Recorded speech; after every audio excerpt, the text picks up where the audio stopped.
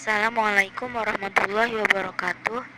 Perkenalkan, nama saya Alivia Mahardina Zahro dari program studi Hukum Ekonomi Syariah STAI Syukriyah Tangerang. Di sini saya akan menjelaskan tentang penghimpunan dana dan penyaluran dana pada bank syariah. Di dalam operasional bank syariah, terdapat penghimpunan dana serta penyaluran dana. Dalam penghimpunan dana, terdapat aliran dana yang masuk ke bank, di antaranya modal dan juga simpanan. Modal ini ialah suatu dana modal sendiri, yaitu dana yang berasal dari pemegang saham bank syariah sebagai pemilik bank. Sedangkan simpanan adalah dana yang dipercayakan oleh si nasabah kepada bank syariah dalam bentuk giro, tabungan, ataupun deposito.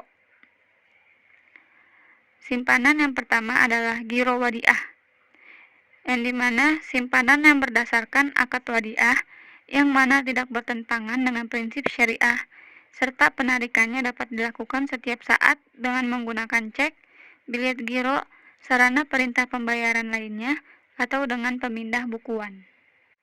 Kemudian terdapat tabungan wadiah dan juga tabungan mudharabah. Tabungan wadiah adalah tabungan yang dijalankan berdasarkan akad wadiah, yakni titipan murni yang harus dijaga dan dikembalikan setiap saat sesuai dengan kehendak si pemiliknya. Sedangkan tabungan mudharabah ialah tabungan yang dijalankan berdasarkan akad mudharabah. Pada simpanan atau tabungan mudharabah ini tidak diberikan bunga sebagai pembentukan laba bagi bank syariah, tetapi diberikan bagi hasil. Dan yang terakhir ada deposito mudharabah. Ialah investasi dana berdasarkan akad mudharabah yang tidak bertentangan dengan prinsip syariah, serta penarikannya hanya dapat dilakukan pada waktu tertentu berdasarkan antara akad si nasabah yang sebagai penyimpan dan juga bank syariah. Setelah dana terkumpul, bank akan mengelola dana tersebut dengan menyalurkan atas pembiayaan tertentu. Kemudian, hasil atau keuntungan dari penyaluran dana tersebut, bank akan membagi hasil kepada si pemilik bank dan membagi hasil serta bonus kepada si nasabah. Setelah keduanya mendapatkan bagi hasil, maka keduanya, yaitu pemilik bank dan nasabah, mengeluarkan zakat atas bagi hasil tersebut dan dikembalikan lagi ke bank syariah sebagai dana kebajikan. Selanjutnya, ada penyaluran dana, di mana bank syariah menyalurkan dananya atas 4 pembiayaan. Yang pertama ada pembiayaan berdasarkan jual beli. Yang kedua, pembiayaan berdasarkan kemitraan. Ketiga, pembiayaan berdasarkan qard. Dan yang terakhir, pembiayaan berdasarkan fee-based income. Yang pertama, jual beli. Jual beli ini terdiri atas murabahah, salam, dan juga istisna. Murabahah adalah jual beli barang pada harga asal dengan tambahan keuntungan yang telah disepakati, di mana jual beli ini bank bertindak sebagai penjual, sementara si nasabah sebagai pembeli. Harga jual adalah harga beli bank dari pemasok ditambah dengan keuntungannya. Kedua belah pihak harus menyepakati harga jual dan jangka waktu pembayaran. Yang kedua, ada salam. Salam ini adalah pembelian barang yang diserahkan pada kemudian hari, sedangkan pembayarannya dilakukan pada saat awal transaksi dilakukan.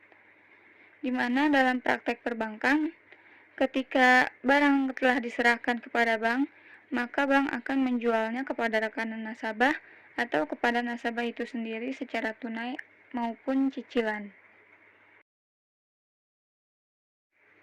Berikut adalah contoh transaksi jual beli salam, di mana di dalam gambar terdapat bank muamalat sebagai si pembeli dan juga petani sebagai penjual. Dalam praktek salam ini, transaksi jual beli di mana barang belum diserahkan atau belum ada, sedangkan pembayaran dilakukan di muka secara tunai. Ini disebut juga dengan jual beli pesanan. Contoh, Bank Islam membeli 5 ton padi seharga 5 juta rupiah secara tunai, sedangkan padinya diserahkan 4 bulan yang akan datang. Dan yang terakhir, jual beli istisna, ialah kontrak penjualan antara pembeli dan pembuat barang, di mana akad pembiayaan ini barang dalam bentuk pemesanan pembuatan barang tertentu dengan kriteria dan persyaratan tertentu yang disepakati antara pemesan atau pembeli dengan penjual atau pembuat. Berikut adalah contoh jual beli istisna. Di dalam gambar ada A sebagai pegawai kantor bupati dan B sebagai bank Islam serta C sebagai tukang jahit.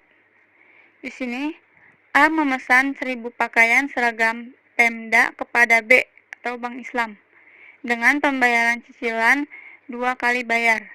Maka terjadilah akad istisna pertama. Dalam akad itu A menyerahkan sebagian harga sebagai DP. Selanjutnya B, bank Islam, memesan pembuatan 1000 pakaian seragam kepada tukang jahit. Maka terjadilah akad istisna kedua. Dalam akad itu, si B juga menyerahkan DP kepada C. Terakhir, setelah pakaian selesai dibuat, maka si C, tukang jahit ini, menyerahkan kepada A, pegawai kantor bupati. Yang kedua, ada penyaluran dana pembiayaan berdasarkan kemitraan. Di antaranya ada mudharabah dan juga musyarakah. Mudharabah adalah 2 orang yang bekerja sama, terdiri dari sohibul mal dan juga pihak pengelola. Keuntungan sesuai kesepakatan, kerugian ditanggung sohibul mal, kecuali jika karena kelalaian pengelola. Sedangkan musyarakah merupakan kerjasama 2 pihak atau lebih dalam satu usaha dengan modal bersama dengan keuntungan atau kerugian ditanggung bersama sesuai kesepakatan bersama. Berikut adalah contoh dari mudharabah dan juga musyarakah. Yang pertama, contoh dari mudharabah, seperti yang tertera pada gambar. Nisbah bagi hasil antara pemodal dan pengelola harus disepakati di awal perjanjian. Besarnya nisbah bagi hasil masing-masing pihak tidak diatur dalam syariah, tetapi tergantung kesepakatan mereka.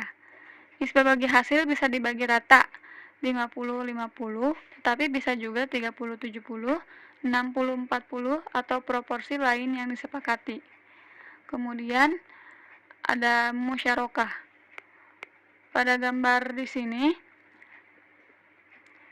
bank muamalat dan nasabah bekerja sama untuk sebuah proyek usaha bersama, yang dimana keuntungan serta kerugian ditanggung bersama-sama.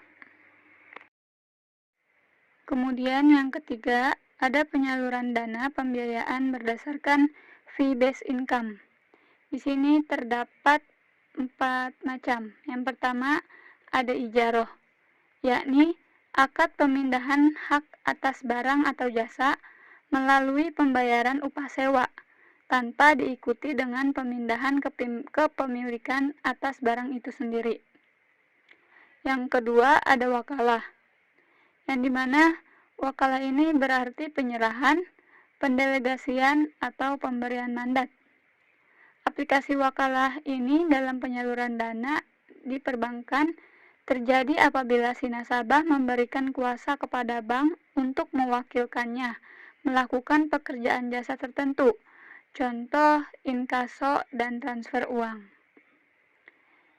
Yang ketiga, ada kafalah, yakni jaminan yang diberikan oleh penanggung kepada pihak ketiga untuk memenuhi kewajiban pihak kedua atau yang ditanggung. Dan yang terakhir ada hawalah, yaitu pengalihan hutang dari orang yang berhutang atau muhal kepada orang lain yang wajib menanggungnya atau muhal alaih. Berikut adalah skema-skema dari penyaluran dana pembiayaan berdasarkan fee-based income. Yang pertama ada ijaroh. Dalam skema ini, di mana bank muamalat menyewakan rumah kepada si nasabah. Kemudian si nasabah membayar sewa kepada bank muamalat. dengan catatan akad pemindahan hak guna atas barang atau jasa melalui pembayaran upah sewa tanpa diikuti dengan pemindahan kepemilikan atas barang itu. Yang kedua, ada skema wakalah.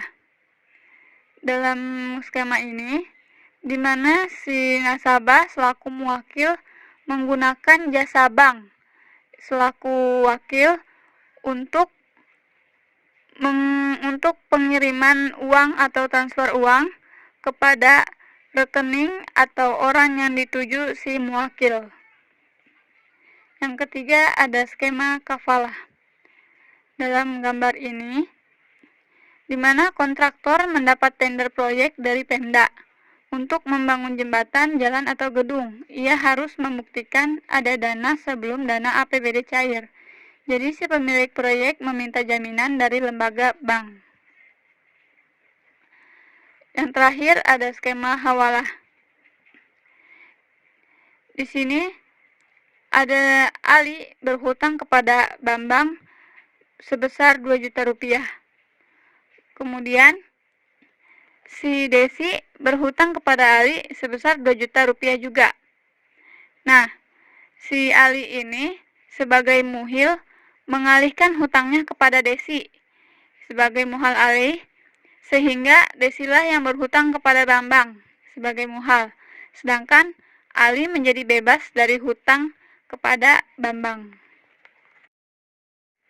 Kemudian yang keempat, penyaluran dana berdasarkan pembiayaan court, yaitu pemberian harta kepada orang lain yang dapat ditagih atau diminta. Nah, setelah bank menyalurkan dana ke dalam 4 aspek yang telah dijelaskan sebelumnya, maka dana akan masuk kembali ke bank, seperti yang ada pada panah biru. Nah, dana yang masuk ke bank ini berupa yang pertama ada profit margin dari jual beli, yang kedua ada bagi hasil dari kemitraan, yang ketiga ada uang jasa dari fee based income. Court tidak termasuk ke dalam dana yang masuk kembali ke bank, karena court ini sifatnya tolong menolong.